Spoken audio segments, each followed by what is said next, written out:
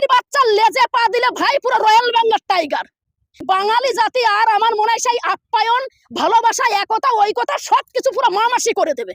জাতি না ভালোবাসতে জানে, মানুষকে রেসপেক্ট করতে জানে, মানুষকে আপ্যায়ন করতে জানে, মানুষের সঙ্গে একতা, ঐকতা, সম্প্রীতি নিয়ে চলতে জানে, কিন্তু বাঙালির বাচ্চা লেজে পা দিলে ভাই পুরো রয়্যাল বেঙ্গল টাইগার। আমি কোন রকম ভাবে বাঙালি এন্ড নন বেঙ্গলি তাদেরকে ডেফিনেশন আমি আমার এই বক্তব্যের মধ্যে আমি দিতে চাইছি না ইন্টারভিউর মধ্যে, কিন্তু আমার একটা কথা, আমরা জানি ভারতবর্ষ অল কমিউনিটির মানুষ আমরা বাস করি, হিন্দু, মুসলিম, শিখ, ইসাই, জৈন, বৌদ্ধ অল কমিউনিটির মানুষ, যেখানে বাঙালি অবাঙালি আমরা সবাই বাস করছি ভারতবর্ষের মাটিতে প্রায় 140 কোটি মানুষ।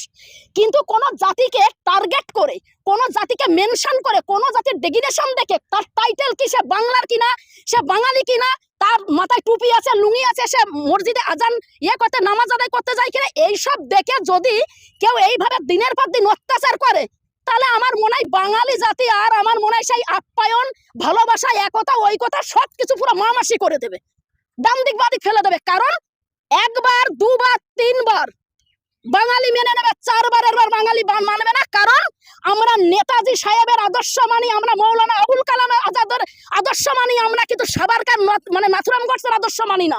এইটুকু আমি বলতে চাই আজকে চ্যানেলের মাধ্যমে। এসআইআর নিয়ে